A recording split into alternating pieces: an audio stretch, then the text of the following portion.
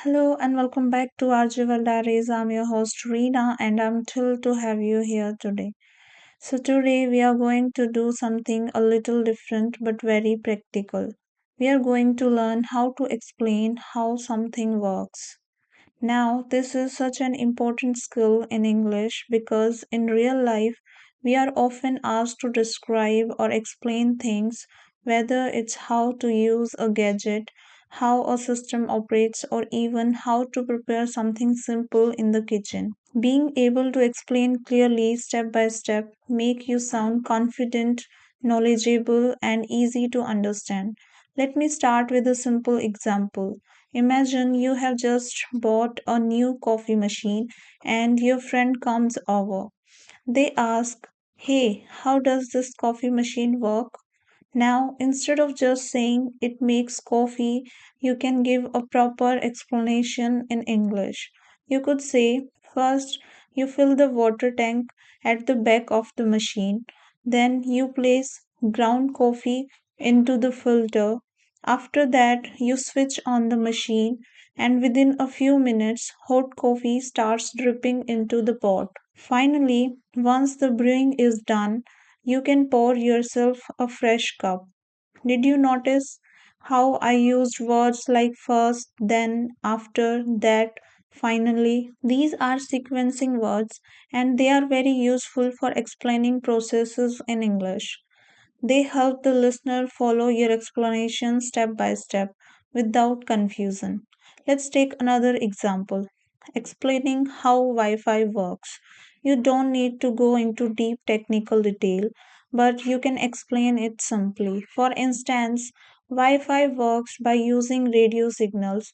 Your internet service provider sends the connection to your router, and the router changes that into wireless signals. Your phone or laptop receives those signals, allowing you to connect to the internet without using cables.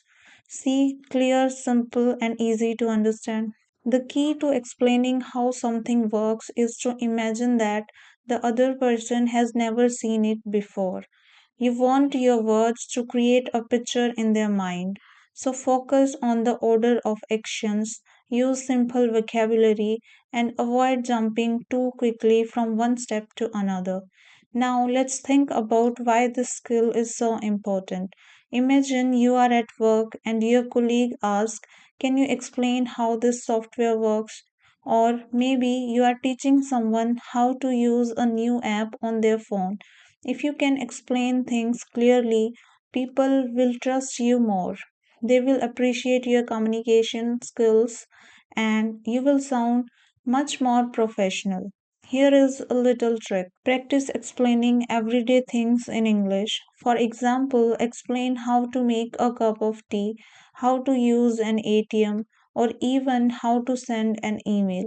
You don't need an audience, you can just practice out loud by yourself. This way, you will get comfortable using sequencing words like first, next, then, and finally. Personally, I have found that whenever I explain things in English, I'm not only improve my vocabulary but also my confidence. It's like teaching. I get to simplify something, break it into parts, and make it easy for others to understand. And that's exactly what good communication is all about. So, the next time someone asks you to explain how something works, don't panic. Take a breath, think of the steps, and guide them through it like a story. Remember, every explanation is a story with a beginning, a middle, and an end. And that brings us to the close of today's episode. I hope this gave you a clear idea of how to explain things in English. Keep practicing with the small examples in your daily life, and very soon you will notice that your explanations become smoother, more structured, and more confident. Until next time, keep learning, keep practicing, and keep sharing your stories in English.